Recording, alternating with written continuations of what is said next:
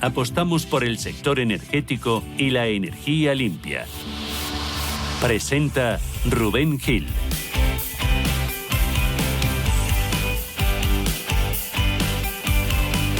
Bueno, empezamos, si os parece. Muy buenos días.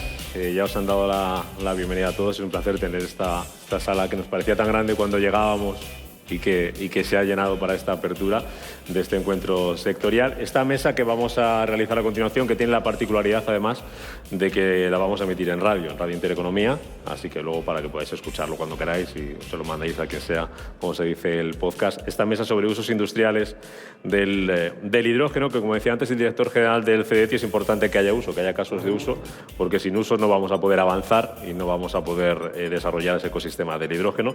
Y eso vamos a hacer con los invitados que nos acompañan esta mañana en esta mesa. Vamos a hablar de la industria, de cómo está utilizando el hidrógeno en sus procesos de descarbonización, de cómo está el hidrógeno transformando la industria. Vamos a poner especial atención en el tema de los costes, en el tema de los retos, de la situación actual y del futuro. Tengo por aquí a mi izquierda a Maribel Rodríguez Olmos, que es la directora de hidrógeno de Repsol, que nos va a hablar enseguida de esa planta que tienen en Cartagena y de este electrolizador. Maribel, ¿qué tal? Bienvenida. Muy bien, muchas gracias. Gracias por estar aquí. Muy buenos días. A su lado está Olivia Infantes Morales, que es directora de regulación y subsidios de la unidad de hidrógeno de Moeve. Olivia, bienvenida. Encantada, buenos días. Y también con nosotros está Íñigo Pedrosa, que es responsable de proyectos de rendimiento industrial de Holcim, una compañía suiza que, como sabéis, es líder mundial en materiales de construcción. Íñigo, bienvenido. Muy buenos días. Os voy a empezar lanzando una pregunta a cada uno. Luego no sé si nos falta algún invitado que en cuanto pase por aquí que se pueda incorporar con nosotros. Os lanzo una pregunta a cada uno y luego, si queréis, entramos en debate y planteo temas generales para que nos contéis vuestra visión sobre diferentes asuntos. Maribel, esa planta que tenéis en Repsol en Cartagena, estamos hablando de una inversión de 300 millones, corrígeme si me equivoco. Cuéntanos qué ha sido necesario, cuál ha sido eso que os ha empujado a llevar a cabo esa decisión de inversión y qué uso tenéis previsto para el hidrógeno que se va a producir aquí, que son, tengo por aquí apuntado, unas 15.000 toneladas al año de hidrógeno, sí, hidrógeno renovable. Es 100 megavatios de 100 megavatios de electrólisis. electrólisis. Cuéntanos. Efectivamente. Bueno, pues lo primero, muchas gracias por contar con nosotros para esta mesa y para este evento. Desde 2020, si no antes, Repsol lleva trabajando intensamente en hidrógeno ya desde un carácter de aplicación industrial. Es verdad que en Repsol, en el Tech Lab, se ha trabajado mucho en tecnologías de hidrógeno para ver un poco cómo está evolucionando esta tecnología y ver el potencial que ofrece para una industria que parte del oil and gas.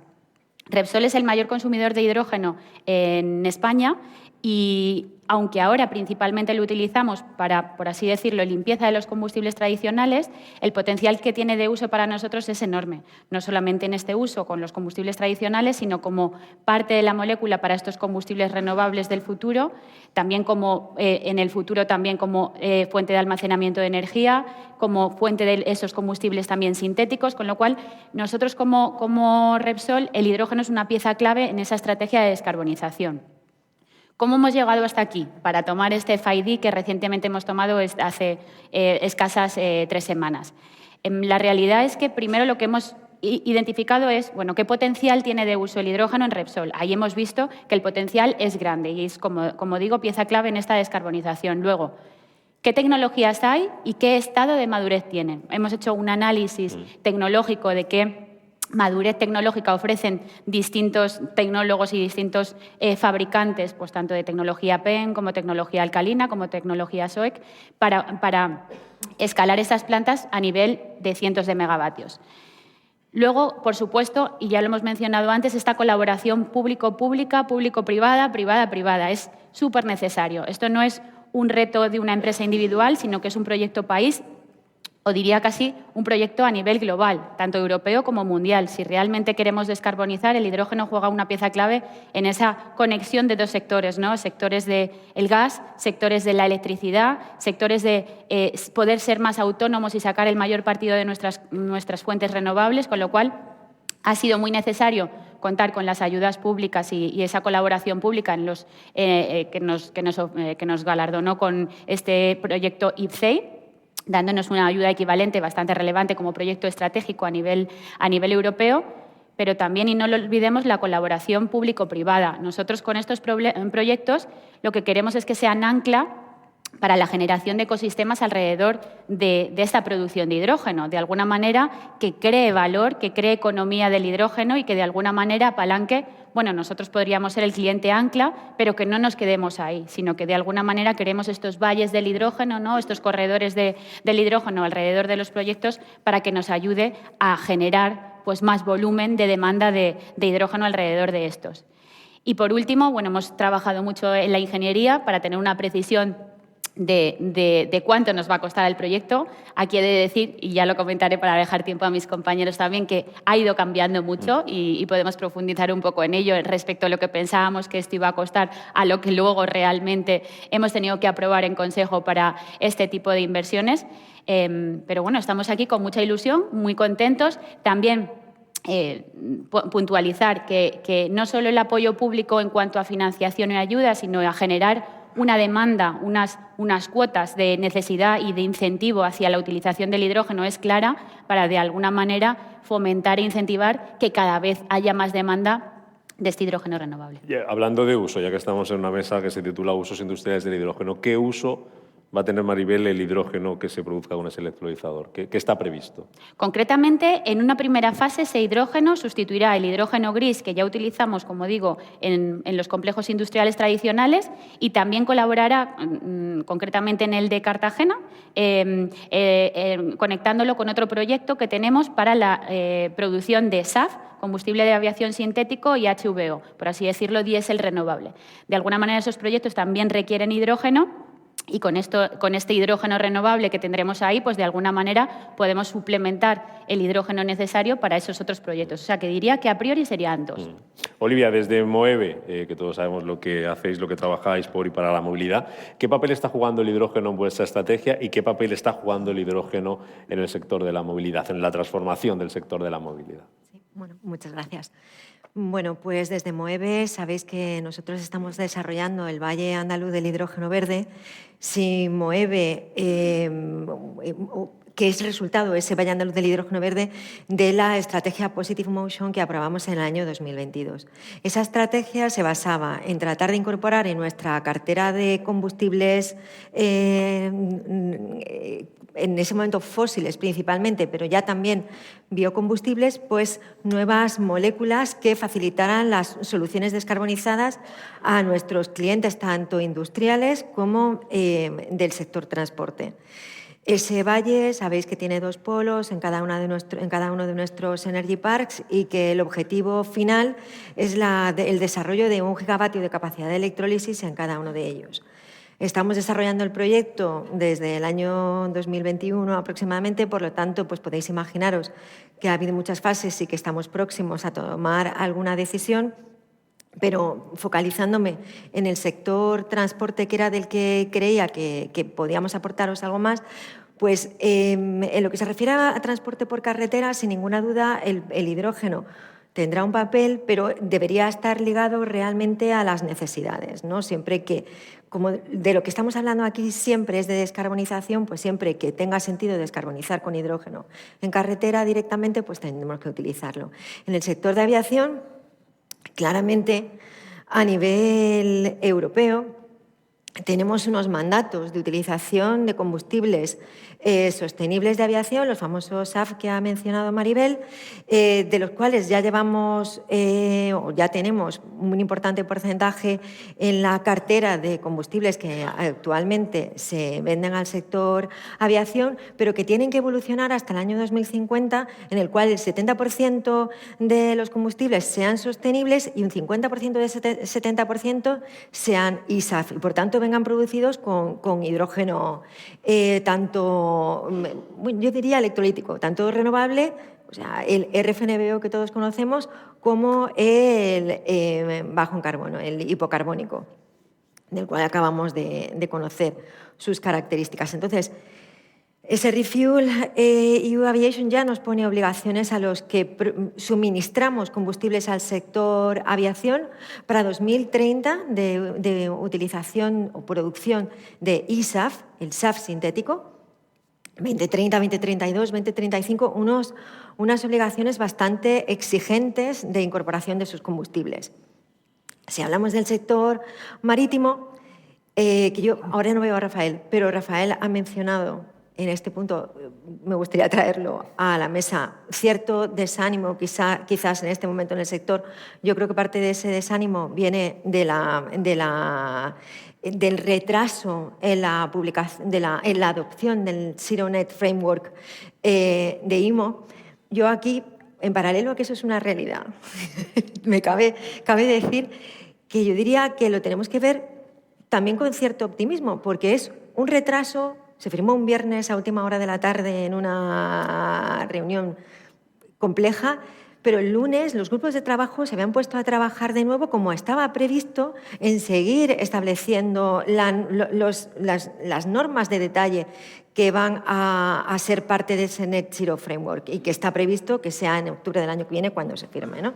Entonces, el sector marítimo también va a tener unas necesidades. Es verdad que IMO solo habla de combustibles descarbonizados sin entrar en concreto en qué tipo de combustibles, pero si lo trasladamos a Europa, sí que con Fuel Maritime tenemos obligaciones flojitas, diría yo, pero reales, de que si en 2032, bueno, en diciembre de 2031 no tenemos un 1% de presencia de RFNBOs en el sector marítimo, en 2034 sí o sí tendremos una obligación del 2%. ¿Y eso qué implica? Que tanto en aviación como en el sector marítimo realmente va a haber obligaciones de utilización de moléculas bajas en emisiones existentes en la Unión Europea de aquí a 2030, o sea, 5 añitos, 7 añitos, 10 añitos. Para que el hidrógeno sea una realidad, pues una realidad que nos interese, realmente tenemos que trabajar en muchos aspectos, ¿no?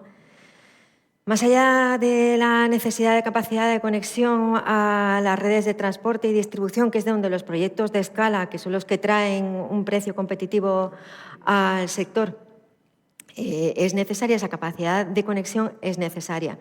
Es necesaria que se optimice la infraestructura actual disponible, la infraestructura de la red de transporte y red de distribución actualmente disponible en el sistema y que se trabaje en desarrollar capacidad adicional. Ahora mismo tenemos abierta la consulta en relación con la planificación 25-30. Pues es importante que esa red de transporte y distribución de energía eléctrica se desarrolle de algún modo teniendo en cuenta cuáles son los objetivos a nivel país y a nivel Europa. Es un aspecto que es clave tanto en la descarbonización de la producción de combustibles como en la descarbonización de la economía en general.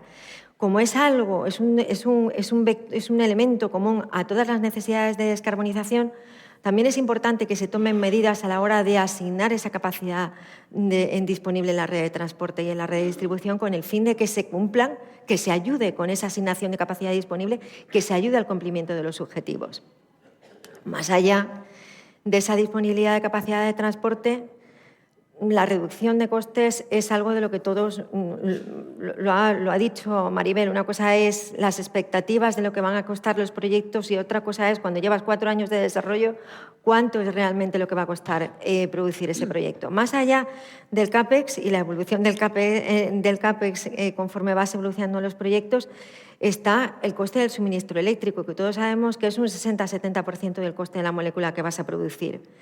Hay iniciativas a nivel tanto europeo como mundial, y esto es un mercado en el que competimos mundialmente, de reducir al máximo los costes del suministro eléctrico. Sin ninguna duda, en España contamos con una producción renovable muy optimizada, con un coste muy optimizado, pero en la medida en la que en otras geografías otros costes asociados al suministro eléctrico, como los peajes, los servicios de ajuste, impuestos varios. En otras geografías esos costes se están reduciendo al máximo. Es clave seguir trabajando aquí, aunque tomemos las decisiones de inversión, que en los próximos años en los que vamos a construir los proyectos y empezar a producir, esos costes se minimicen. Y con esto doy paso a mi compañero. Luego hablaremos de costes, hablaremos de retos, hablaremos de barreras. Vamos ahora, si os parece, de los que producen, suministran hidrógeno, como es el caso de Repsol o Moeve, a los que hacen uso de ese hidrógeno. Íñigo, vamos a ver cómo ha llegado y por qué ha llegado el hidrógeno a la vida de Holcim. ¿Cuál es vuestra estrategia de descarbonización y en esa estrategia qué papel está jugando ya el hidrógeno? El hidrógeno, muy bien. Bueno, antes de nada me gustaría comentar un poco quién es Holcim, ¿no? Pues no, quizás no todos nos conocéis tanto como a Moeve, a Repsol. Holcim somos una empresa líder en soluciones de construcción sostenible, ¿no? Somos una multinacional suiza, comentabas. Estamos presentes en todos los continentes. Bueno, y para nosotros es clave la descarbonización, ¿no? Ese es nuestro principal reto porque es clave, ¿no? Nosotros fabricamos cemento, morteros, hormigones. Bueno, la fabricación de cemento aproximadamente supone un 7% del origen de las emisiones de CO2, ¿no? Después de la siderurgia, el transporte y la energía, somos los cuartos en origen de producción de CO2, ¿no? Con lo cual, pues es un reto difícil, pero a la vez apasionante, ¿no? La descarbonización. Bueno, podría estar aquí toda la mañana hablando de estrategia de descarbonización, en particular, ¿no? Hidrógeno. ¿Dónde entra el hidrógeno en nuestra estrategia de descarbonización?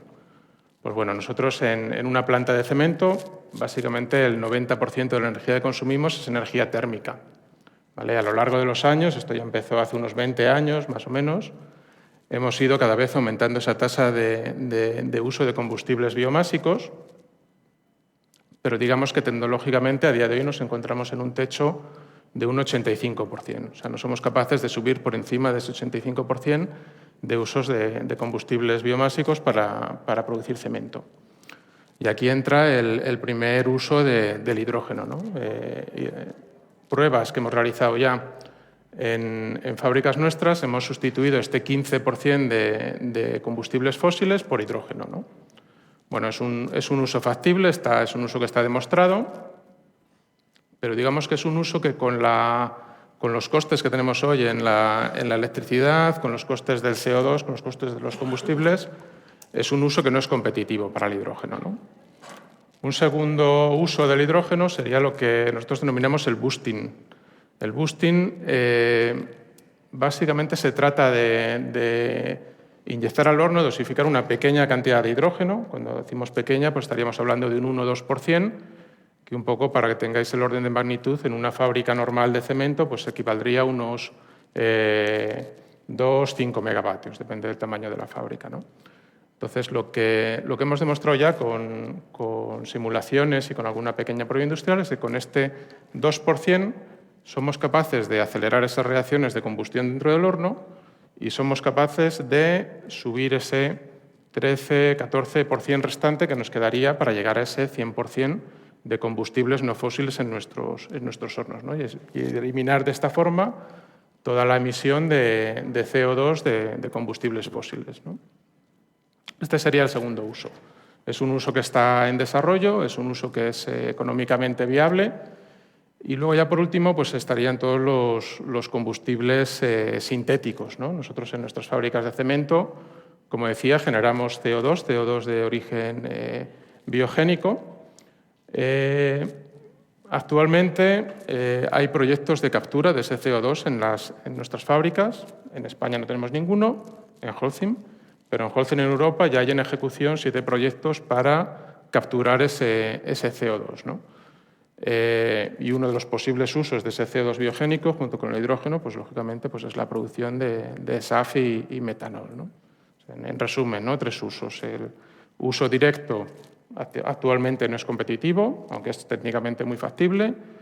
Boosting está en desarrollo, es competitivo y yo diría que es el presente del uso del hidrógeno en nuestras fábricas y luego el futuro, que será la producción de SAF con nuestro CO2 de origen biogénico. Os pregunto a los tres, hablando de ese uso y las ventajas que puede tener ese uso a presente y a futuro del hidrógeno, ¿cómo pensáis que puede ayudar, cómo puede contribuir el hidrógeno a reducir costes y a reducir también emisiones en la industria?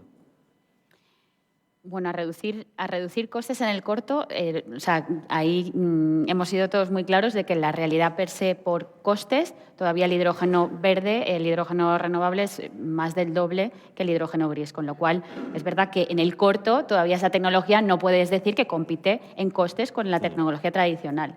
En reducir emisiones, por supuesto que sí. O sea, nosotros en el hidrógeno que se utiliza a partir de gas natural en los SMRs, tiene una huella de 9 kilogramos de CO2 por cada kilogramo, perdona, 9 kilogramos de CO2 por cada kilogramo de hidrógeno producido. Un hidrógeno electrolítico puede ser 0 si es a partir de fuentes renovables, con lo cual el potencial de descarbonización es inmenso.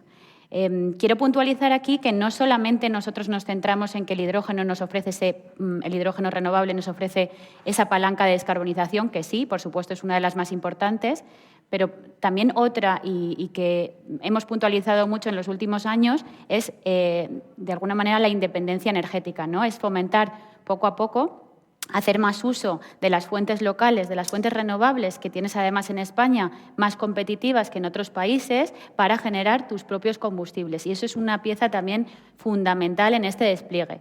También, y me vas a dejar que puntualice en otro de los comentarios, porque sí que quiero comentarlo sobre la burbuja del hidrógeno se ha pinchado, estamos en horas bajas, lo hemos pasado muy mal. A ver, la realidad es que es cierto que las expectativas en 2020 estaban como el hidrógeno realmente vale para todo. El hidrógeno es un vector energético en el que tú puedes hacer electricidad, puedes hacer luego combustibles, o sea, tiene un potencial de uso brutal. La realidad es que no siempre y a corto plazo es el mejor uso para descarbonizar la economía, ¿vale? Por eso, bueno, pues luego se han ido rebajando los usos y los proyectos en los que están saliendo al principio. Eso no significa que el hidrógeno ha perdido el sentido y que empresas, por ejemplo, como Repsol o otras empresas, de repente ahora ya vamos a otra cosa. No, el hidrógeno ahora mismo está teniendo un crecimiento como el que tuvo en su momento la energía fotovoltaica. Con lo cual, no es una tecnología que digas está creciendo muy poco, no tiene sentido. Entonces, puntualizar ahí que lo que estamos es racionalizando que esto necesita una madurez tecnológica y necesita un crecimiento progresivo hasta que se le pueda dar un crecimiento más exponencial, por así decirlo. Y otro aspecto fundamental que también ha puntualizado en este caso Rafael Luque es, os insto a que veáis el último informe de la Agencia Internacional de la Energía, el Hydrogen Outlook, que ha sido publicado recientemente, donde además hay unos insights muy interesantes sobre cómo está evolucionando el hidrógeno. Y la realidad es que para Europa y para España, la producción de esta tecnología, la fabricación de esta tecnología, pues podría ser un vector de crecimiento industrial, de retención del talento y de retención de la industria. Y como vemos, aquí industrias asiáticas principalmente es los que están tomando la delantera sin mucho compromiso medioambiental. La realidad es que están invirtiendo muchísimos fondos y la capacidad instalada ahora en el mundo donde más se está desarrollando es China. Entonces, aquí bueno, pues os animo a todos que veamos el potencial que esto también ofrece, no solamente para la descarbonización, sino para la retención del talento, para la generación de la industria, para la creación de valor, que es mucho, porque al final esta cadena del hidrógeno tracciona de nuestras energías renovables, tracciona de nuestra industria, tracciona de nuestros mantenimientos y personal, ¿no? Adicional que se requiere en esta cadena de valor y en esto Repsol estamos trabajando mucho en eso, en que de alguna manera estos proyectos afiancen retención del talento, que de alguna manera se fabrique en España, de alguna manera sea España bueno, pues de alguna manera un pionero en cuanto a que no seamos solo consumidores de tecnología, sino generadores de tecnología y de talento y de hidrógeno pues para otros países de Europa. Ha abierto Maribel varios melones importantes, el tema de China y su carrera y su más o menos compromiso ambiental, si hay burbuja o no hay burbuja, qué tiene que pasar para que el hidrógeno sea competitivo vía costes. No sé si queréis recoger algo. Olivia, os lanzaba yo la pregunta de cómo puede ayudar a reducir costes y emisiones a la industria. Os añado qué tiene que pasar para que ayude a reducir costes, para que sea competitivo vía precio el hidrógeno. ¿Y cuánto tiempo va a pasar hasta que eso llegue? Pues lo he esbozado al principio cuando he ido trasladando mi intervención inicial, ¿no? En Europa nosotros hemos ido estableciendo normas y obligaciones para incentivar el desarrollo del sector. Porque es un sector que en el largo plazo, sí o sí, o sea, el hidrógeno sí o sí en el largo plazo va a ser una realidad en nuestra economía. Yo creo que no nos cabe duda. La clave estaba en la velocidad. Quizás en 2020 fuimos demasiado positivos a la hora de hacer la llamada al sector y en el propio establecimiento de objetivos a nivel país y a nivel continente, diría yo. ¿Qué está haciendo China? China lo que está haciendo es desarrollo de aplicaciones, sin importarle qué tipo de hidrógeno se utiliza. Es una realidad. Si hay muchos autobuses o muchas hidrogeneras en China es porque ellos están utilizando hidrógeno producido en SMRs. Sí confiando en que con el tiempo, conforme la tecnología de producción de hidrógeno electrolítico avance, habrá un hidrógeno electrolítico que sea el que la suministre. Es así. En Europa no hemos hecho eso. Hemos puesto las normas que tampoco es que estén mal. El hidrógeno RFNBO o la definición de hidrógeno RFNBO es la que se ha adoptado en Estados Unidos y es la que se va a utilizar en el resto del mundo. Entonces, bueno, pues hemos ido por delante aportando algo diferente. Para que Europa realmente, o para que el hidrógeno en Europa y en España sea competitivo, primero, y también mencionando lo que ha dicho Maribel, independencia energética que nos ha llevado en años pasados a ver cómo estábamos sometidos a vaivenes de precios del gas natural por incidentes en la geografía de distintas ubicaciones. ¿Qué nos permite el hidrógeno? Que a día de hoy sí o sí es más caro. Nos permite tener certidumbre en el precio. Si a día de hoy un cliente industrial tiene intención de consumir hidrógeno a largo plazo, sí que sabe que si lo contrata puede ser que el gas natural en un momento puntual pueda parecer más barato, pero en la medida en la que puedan surgir incidentes a nivel mundial, pues ese gas natural va a sufrir oscilaciones de precio. Con el hidrógeno no. Para que como tal la molécula sea lo más barata posible, pues apuntaba ya a medidas regulatorias, que son la realidad de lo que poco más hay que hacer. Para invertir, a la hora de la inversión, el CAPEX. Programas que todos ya conocemos porque hemos hablado mucho de ellos. A nivel nacional, PERTE-ERA, distintas componentes del PERTE-ERA. A nivel internacional, yo diría que los más destacados, los IPCI, los Innovation Fund, subastas y las call tradicionales, más las nuevas convocatorias que vamos a ir viendo en los próximos meses, porque sabéis que a raíz del STIP pues va a haber programas específicos para la producción de ISAF para sector aviación, también para sector marítimo, o sea, va a haber ayuda para que en la medida de lo posible ese precio se pueda reducir. Y en la operación de los proyectos, como he mencionado, medidas regulatorias. Hay que hacer un foco importante en la reducción de los costes regulados que paga la demanda que va a producir hidrógeno. ¿Por qué? De algún modo está justificado. A día de hoy un cliente electrointensivo en España es aquel cliente que consume más de 1 gigavatio hora. Sabéis que en la primera fase del Valle Andaluz, en Huelva, son 400 megavatios de electrólisis. Esos 400 megavatios de electrólisis consumirán más de 2.500 gigavatios hora año.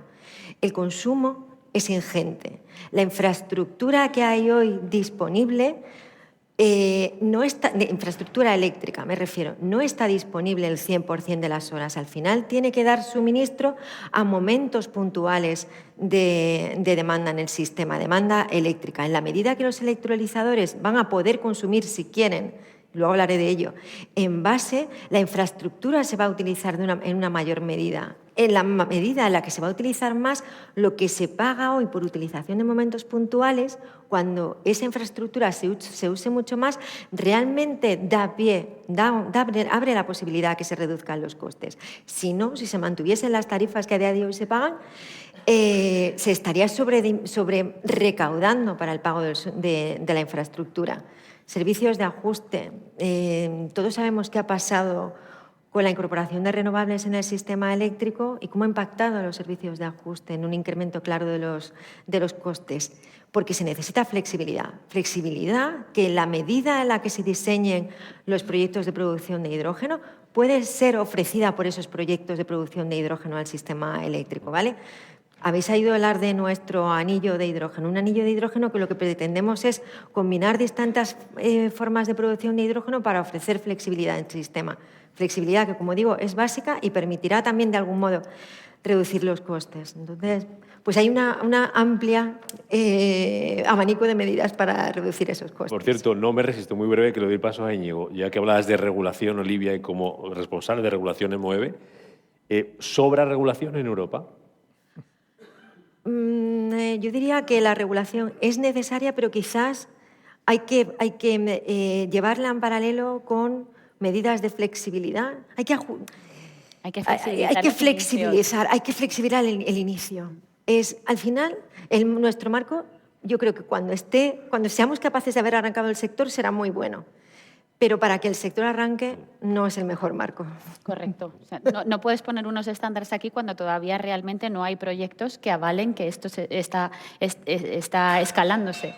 Con lo cual, totalmente de acuerdo con Olivia, pero es cierto que en estos periodos de transición, como seamos muy estrictos con la correlación temporal, con la adicionalidad, pues la realidad es que estás poniendo más trabas a que estos primeros proyectos salgan. Totalmente de acuerdo que cuando esto esté más maduro, de alguna manera vayamos reforzando o dificultando, por así decirlo, el que cada cosa tenga que ser súper renovable. Pero la realidad es que en los inicios, como te pongas muy estricto, ralentiza ese crecimiento. Íñigo, ¿estás de acuerdo con esto? Y también la pregunta que le lanzaba a Maribel y a Olivia sobre cómo hacer que esto sea competitivo para que, si no es hoy, sea pronto, pueda ayudar sea competitivo para ayudar a la industria. Sí, bueno, regulación, yo creo que ni sobra ni falta. Yo creo que tiene que estar más alineada con la industria, ¿no? Con las necesidades de la industria. En concreto, en la parte de regulación eléctrica, yo creo que estamos en un estado un poco obsoleto, ¿no? Estamos un poco anclados en el pasado y no nos estamos adaptando como región, ¿no? Como Europa, a las necesidades o a las situaciones que estamos viviendo hoy en día, ¿no? Con la integración de las renovables. Uso del hidrógeno, ¿no? A ver, el hidrógeno, estoy de acuerdo con lo que comentaba Olivia, el hidrógeno es el futuro, ¿no? Pero sí que es cierto que con los costes que tenemos hoy de energía, con los costes que tenemos hoy de CO2, el espacio para que entre el hidrógeno en nuestra industria es muy pequeño, ¿no? No queda casi hueco, pues lo he comentado, ¿no? Este boosting, ¿no? que decía. ¿Qué hacemos las empresas? Bueno, las empresas, lógicamente, no es como el modelo de China, ¿no? Donde es vamos a decirlo así, una economía más planificada, ¿no? Pues al final tenemos que mirar por el presente y algo por el futuro, ¿no? Con lo cual, pues aprovechamos, capturamos estas oportunidades que tenemos hoy y nos preparamos, ¿no? Es una parte muy importante para esas necesidades, oportunidades que van a aparecer en el futuro, ¿no? Quizás estoy de acuerdo también con lo que decíais, ¿no? de este boom, esa previsión que había hace 5 años, pues parece que se ralentiza. Aquí es importante también la certidumbre, ¿no? Que estos pasos en cuanto a, en nuestro caso concreto, ¿no? En el caso de la producción del cemento, ¿no? Pues descarbonización, precio de CO2, ETS. Para nosotros es muy importante el CBAM, ¿no? Que son las tasas, ¿no? Que se ponen al cemento que se importa, ¿no? Que compitamos en igualdad de oportunidades. Tener certidumbre en todas estas cosas que tienen que pasar, pero todavía no han pasado, pues nos va a poder adelantar esas decisiones futuras, ¿no? Desde el lado público, hablaban antes, cuando se inauguraba este encuentro sectorial, de la colaboración público-privada, colaboración pública, privada. ¿Cómo se está haciendo desde la parte pública? ¿Cómo lo veis vosotros? ¿Cómo se está ayudando, incentivando? ¿Qué más podría hacer la parte pública, comunidades, ayuntamientos, gobiernos, para impulsar el hidrógeno, que sea competitivo y que lleguemos a eso que estáis reclamando? Bueno, pues por mi parte, a ver, punto 1, coordinación entre las distintas administraciones públicas. Es cierto que Olivia mencionaba un punto importante, por ejemplo, la planificación eléctrica. Hay que tener coordinación. Si de alguna manera tienes un proyecto estratégico para llevarlo adelante, pues, o sea, de alguna manera todas las administraciones tienen que ayudar a que eso pase, no que una de ellas pues no te dé el permiso de conexión, el otro no te dé el permiso de... O sea, de alguna manera incentivar a que estos proyectos pioneros pues, tengan las facilidades posibles pues, para tener acceso a los recursos que además estás pidiendo que se hagan estos proyectos. Con lo cual, por un lado, coordinación de las distintas administraciones para impulsar esta economía del hidrógeno. Por otro lado, planificación. Nosotros lo hemos dicho también en esta transposición de la RED III, que esperamos que pues, en el primer trimestre de 2026 pues, la tengamos pues, sobre la mesa. Es muy importante que haya una planificación. Hola. Si de alguna manera solamente tenemos el objetivo a 2030 y luego ya no sabemos qué va a pasar, bueno, pues eso dificulta a tener un plan de despliegue de proyectos, porque como no sabes el resto de anualidades que senda, ¿no?, de descarbonización te van a exigir o cuál es la ruta que debes seguir, pues es mucho más difícil convencer aguas arriba a inversores a que digan, mira, este proyecto tiene sentido porque está la regulación clara, no solamente para 2030, sino de aquí en adelante. Y luego, por último, flexibilidad.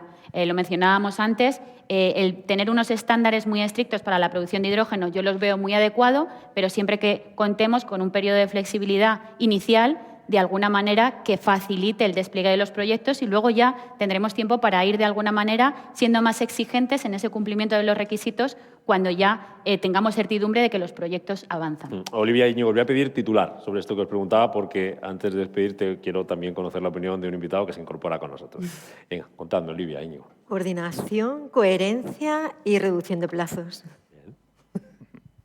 Coincido, ¿no? O sea, decía antes también alineación, ¿no? El conocer los intereses de la industria y alinear también la legislación en este sentido. Pues quiero saludar antes de terminar, que os quedan 5 minutos para no irnos mucho de hora también, a Manuel Breva Calatayud, que es el secretario general de ANFEC, que es la Asociación Nacional de Importadores de Fritas, esmaltes y colores cerámicos. Manuel, bienvenido. Muy buenos días. Muchas gracias. Un placer. Se oye mucho esto. Y disculpar, Disculpado. 50 minutos de retraso. Te hago un poco resumen de lo que les he planteado a los participantes de esta mesa sobre usos industriales del hidrógeno. Que nos cuentes cómo vosotros en el sector estáis incorporando el hidrógeno en esta estrategia de descarbonización y hemos puesto sobre la mesa también retos, cosas que hay que mejorar para que sea competitivo. Cuéntame. Vale, bueno, nosotros somos un sector localizado en la provincia de Castellón, muy relacionado con el sector cerámico.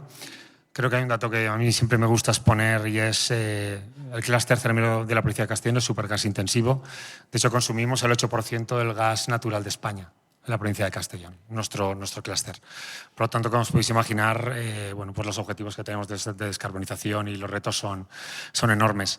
Nosotros hemos estado analizando distintas alternativas que vemos y de hecho, ya hemos reducido un 42% nuestras emisiones desde el año 2005 que empezó ETS, ¿no? O sea que realmente, desde el punto de vista de eficiencia energética en procesos, nosotros hemos hecho todo lo que podíamos hacer. Y ahora mismo pues, nos encontramos con que no hay ninguna tecnología disruptiva que nos permita poder descarbonizarnos. Hemos estado analizando pues, electrificarnos, vemos que es prácticamente imposible ahora mismo. Estamos hablando de que nuestros hornos son hornos de 1500 grados, 24 horas, 7 días por semana, 365 días. Por lo tanto, la electrificación la vemos muy complicada. Biometano sería lo más sencillo. Sabemos la ausencia o la carencia que hay ahora mismo de biometano para poder utilizarlo. Y sí que es cierto que desde el año 2023 nos hemos embarcado en un proyecto que se llama H2 Frit, en el cual hemos empezado a introducir hidrógeno en nuestro proceso productivo en un proyecto piloto, que es un proyecto que lo presentamos dentro de la convocatoria de proyectos estratégicos de la Comunidad Valenciana. Fuimos el proyecto mejor valorado, es un proyecto de 2,2 millones de euros. Y este año lo vamos a acabar con un resultado totalmente positivo, que es que hemos conseguido pues, fundir fritas con un 100% de hidrógeno. Y nosotros al final como sector productivo lo que tenemos que tener claro es que es necesario acometer proyectos como este. Es decir, tenemos que saber el hidrógeno si es factible en nuestro proceso. Ahora si quieres entramos en cosas que seguro que han comentado, que lo he oído ya incluso en las conclusiones que habéis dado. Y es que, bueno, somos conscientes que técnicamente nosotros hemos demostrado que vamos a utilizar hidrógeno. La cuestión es que a día de hoy sabemos que no es viable, ¿no? Somos un sector... ¿Y de qué va a depender que sea viable, que sea factible, como decías, Manuel? A ver, lo primero es precio. Es decir, nosotros al final tenemos que tener en cuenta que somos un sector que exportamos el 70% de lo que producimos, competimos en todo el mundo. Nuestro sector está totalmente internacionalizado, tiene centros productivos en muchísimos países, por lo tanto, al final lo que tenemos que ser es competitivos. A un precio de 6-7 veces el hidrógeno verde respecto al gas, pues lógicamente estamos fuera de cualquier mercado, ¿no? Pero tenemos claro que el tema precio va a ser un hándicap fundamental, que se va a reordenar, también lo tenemos claro. Por supuesto, seguridad jurídica. Pensamos que tiene que haber pues, un panel jurídico que realmente pues, pueda dar estabilidad, garantía de suministro, que actualmente pues, bueno, hay mucho proyecto de hidrógeno, mucho valle, realidad, producción de hidrógeno verde, todavía no hay mucha ahora mismo en España. Y, por supuesto, un tema que va a ser, yo creo, un caballo de batalla es el tema redes y generación eléctrica. Nosotros en este proyecto que os estamos comentando estamos ahora mismo justamente acabando el estudio de viabilidad donde abarcamos parte técnica y es curioso, nosotros de electricidad vamos a necesitar 3 veces más de lo que ahora mismo estamos consumiendo si queremos abastecer con los utilizadores el 100% de hidrógeno de lo que necesitamos. Y somos un sector que, bueno, consumimos lo que consumimos. O sea, pensamos que va a ser uno de los mayores retos que tenemos, va a ser la parte de redes e infraestructuras. Venga, os dejo un mensaje de último minuto para cada uno, muy breve para concluir, algo que os hayáis dejado, hemos hablado de muchas cosas, para que la sala se vaya de aquí con un resumen de todo lo que hemos hecho. Venga, Maribel, desde Repsol. Bueno, yo decir que el hidrógeno sigue. O sea, fundamental que esto siga adelante. Para nosotros sigue siendo pieza clave en nuestra hoja de ruta de descarbonización de combustibles renovables y que de alguna manera puntualizar en que tiene sentido, pero que estamos empezando por aquellos proyectos que tienen más sentido y que tienen menos funding gap, o sea, tienen, pues eso, son más competitivos en cuanto a los usos tradicionales del hidrógeno. Olivia, desde Moeve. Estoy de acuerdo con Maribel y adicionalmente concreción de la regulación, porque todavía hay muchas piezas tanto claves de las que van a establecer los pilares básicos como de detalle tremenda y aceleración de plazos, que me parece que es clave. Venga, más difícil, cuanto más lejos, más difícil. Íñigo, desde Holcim. Nada, bueno, decir que el hidrógeno ya es un presente, aunque en un pequeño porcentaje, y que tiene un potencial de futuro que va a llegar y para el cual tenemos que estar preparados. Manuel, desde ANFEC. A mí me gusta ser reivindicativo. Yo creo que aquí las administraciones públicas tienen que jugar un papel fundamental y van a tener que incentivar mucho para que sectores como el nuestro consumamos, en este caso, hidrógeno. Y esperamos que lo hagan, ¿no? Al final tiene que ser una apuesta por energías verdes y por sectores que queremos ser verdes. Pues esperemos que sea. Ha sido un placer estar aquí con vosotros, compartir esta primera mesa de este encuentro sectorial organizado por Ariema, este PMH2, desde aquí, desde este marco incomparable, que no lo hemos dicho, por cierto, este Hotel Río en Plaza de España, con Repsol, con Moeve, con Holcim y con ANFEC. Gracias a los 4 por contarnos vuestra visión sobre cómo está el presente y cómo está el futuro del hidrógeno en la industria. Gracias. Gracias.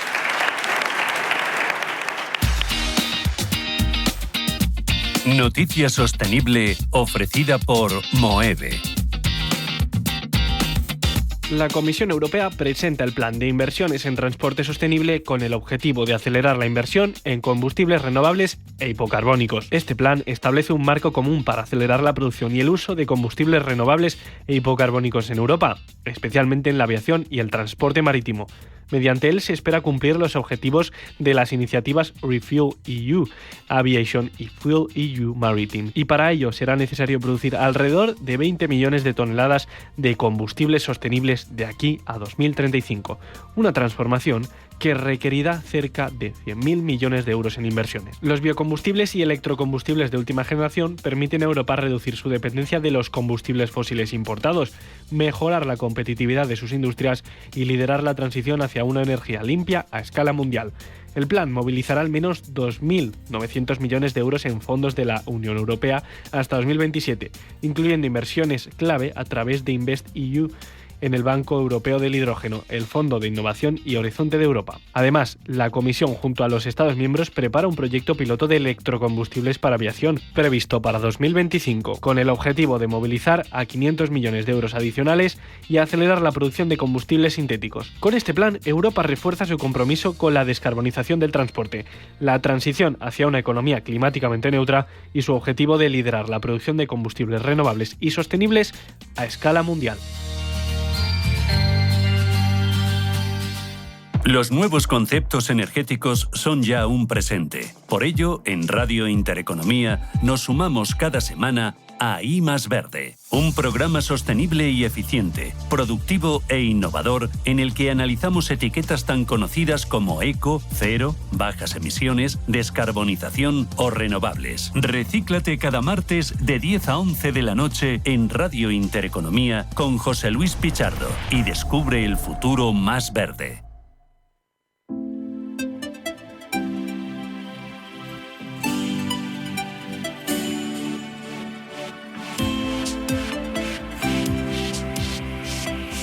H2 Intereconomía, tu espacio semanal sobre el hidrógeno. Porque en Radio Intereconomía apostamos por el sector energético y la energía limpia.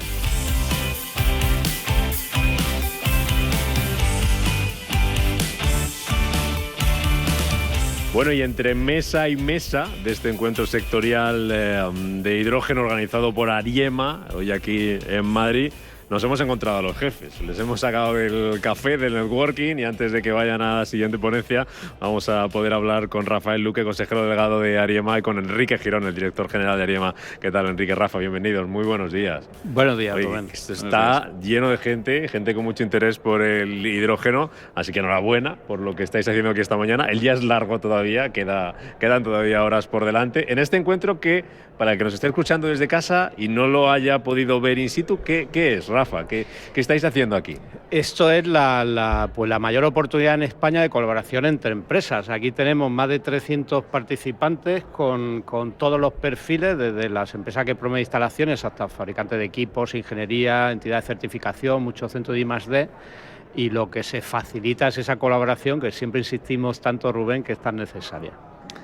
Al final nos dimos cuenta hace mucho tiempo, pero ahora creo que cada vez es más vigente, que no todos nos conocemos. El hidrógeno, el sector del hidrógeno, el tema es que es un sector muy transversal donde abarca muchísimos sectores industriales realmente. Entonces, poder sentarnos un día todos para hablarnos y conocernos y ver los nuevos que vienen y los que ya tenemos muchas ganas y llevamos mucho tiempo, la verdad es que es ilusionante y creo que les gusta, a la gente les gusta. Y cada vez soy más, que siempre lo he dicho alguna vez, esto éramos 4 locos hace muchos años cuando empezábamos, está cambiado.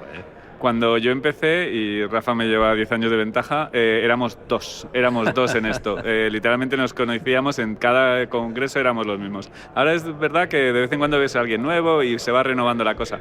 Aparte de las personas en sí, pero también las entidades, y la verdad es que va creciendo la cosa. Es cada vez más complicado y cada vez más ilusionante. Si hubiera que elegir, Rafa, un objetivo de un encuentro como este, cuando ya venga, esto tiene que servir ¿para qué?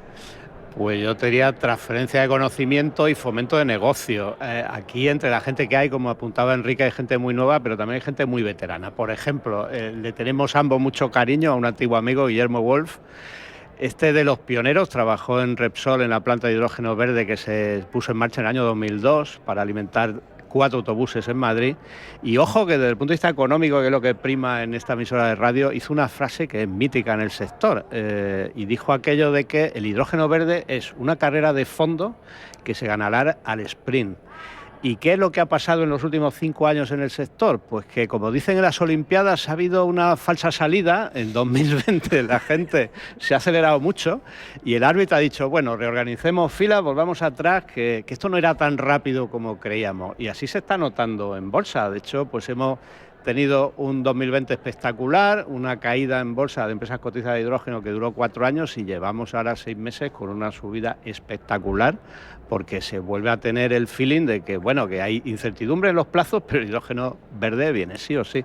¿Viene hacia dónde va, Enrique? Pues si conseguimos que la regulación se aclare, creo que va a ser pues un vector de referencia. Al final tenemos que descarbonizar, estamos todos de acuerdo, y el hidrógeno es una de las maneras más versátiles, uno de los vectores más versátiles junto con la electricidad para hacer eso. Hay otros vectores, hay otras fuentes de energía. El hidrógeno es un vector energético, no es una fuente de energía, pero el hidrógeno lo bueno es que es muy flexible, te sirve tanto para transporte, para movilidad, para almacenamiento energético, para el uso doméstico como el uso industrial. Entonces, esa versatilidad lo que va a hacer es que efectivamente se imponga en muchos sitios, no para todo, porque vamos a necesitar todos los vectores energéticos, pero el hidrógeno tiene un nicho muy muy claro. Y yo lo que tengo mucha ilusión, y siempre lo dije y lo dije desde hace muchos años, es que al final pongamos las suficientes hidrogeneras para que yo poderme comprar un coche de hidrógeno, que tengo muchas ganas, la verdad. Sí, de hecho el aspecto económico es fundamental. ¿Dónde poner hidrógeno verde? Pues bueno, en la mesa redonda estábamos escuchando el sector cerámico y claro, ese planteamiento de sustituir gas natural por hidrógeno verde, pensando que el hidrógeno verde cueste lo mismo que el gas natural, eso tardará. Los primeros mercados vendrán en nichos donde se pueda pagar más. La empresa del sector que más ha subido en bolsa, que es Bloom Energy, es proveedor de pila de combustible de centros de datos. Ese es un sector que puede pagar más. La movilidad también puede pagar más, porque los impuestos que hacen que el litro de gasoil o de gasolina nos cueste del orden de unos 50, hacen que el hidrógeno verde en movilidad se pueda pagar a 8 o 10 euros en muchas aplicaciones, y eso sí da margen para que se despliegue. Pues os dejo seguir disfrutando y trabajando en este encuentro sectorial que habéis organizado hoy desde Ariema, aquí en este Hotel Riu, en Plaza de España. Vamos a seguir escuchando mesas y aprendiendo de toda la gente que nos está acompañando aquí esta mañana. Rafa, Enrique, desde Ariema nos vemos por la radio a partir de la semana que viene. Enhorabuena. Muy bien, muchas gracias. Nos vamos enseguida a las noticias y después a media sesión con Rafa Jiménez, como siempre aquí en Radio Intereconomía. Hasta mañana, adiós.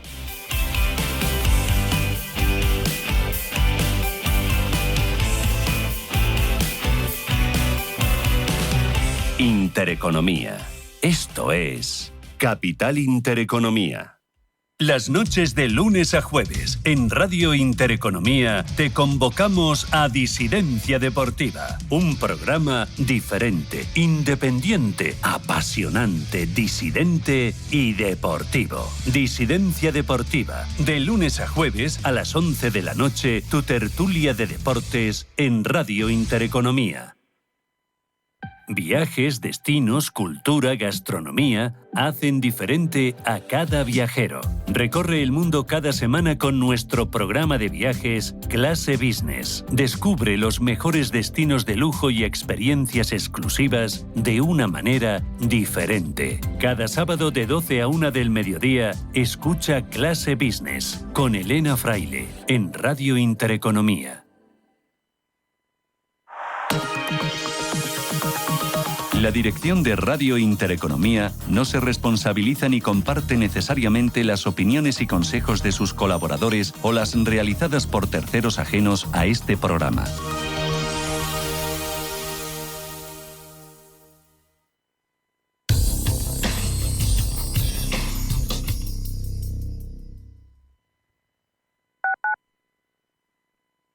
¿Buscas rentabilidad para tus ahorros? El sector inmobiliario ofrece buenas oportunidades, pero hasta hace poco no estaban al alcance de cualquiera. Con Urbanitae es posible invertir en las mejores promociones inmobiliarias de Europa desde solo 500 euros con un nivel de riesgo reducido. Tú eliges cómo y cuándo invertir, sin gastos ni comisiones y de manera 100% online. Regístrate gratis en urbanitae.com y haz que tus ahorros trabajen para ti.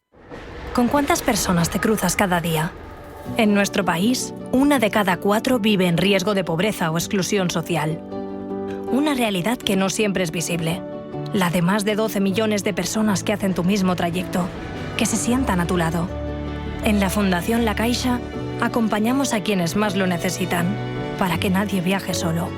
Entra en quenadieviajesolo.org. Hazlo visible. Fundación La Caixa. Si eres un family office, un inversor institucional y quieres invertir, Sirena Invest es tu aliado. Sirena Invest es una promotora inmobiliaria con más de 15 años de experiencia en el sector inmobiliario polaco que ofrece invertir en una de las economías más pujantes y rentables del mundo. Polonia. Recuerda, sirenainvest.com con Y o llámanos al 648 019495.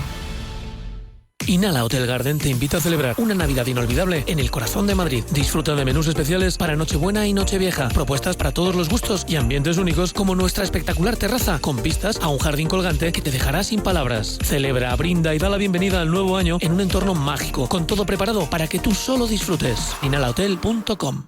Radio Intereconomía, la radio de los negocios para estar bien informado. Eres lo que escuchas.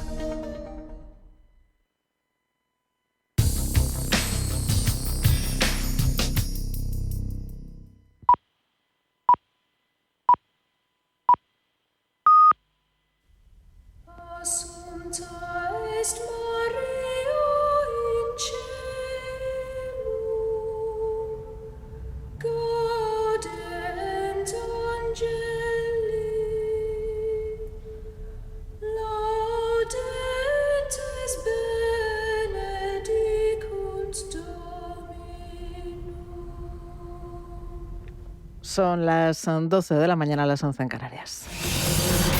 Radio Intereconomía. Boletín informativo. Buenos días y comenzamos con una última hora. Bruselas ha abierto una investigación a Amazon y Microsoft para averiguar si sus servicios de computación en la nube tienen suficiente poder de mercado como para obligarles a los requisitos más estrictos de la Ley de Mercados Digitales que regula la libre competencia en el sector digital. Y no abandonamos el sector tecnológico porque el consejero delegado de Google, Sundar Pichai, asegura, lo ha hecho en declaraciones a la BBC, que ninguna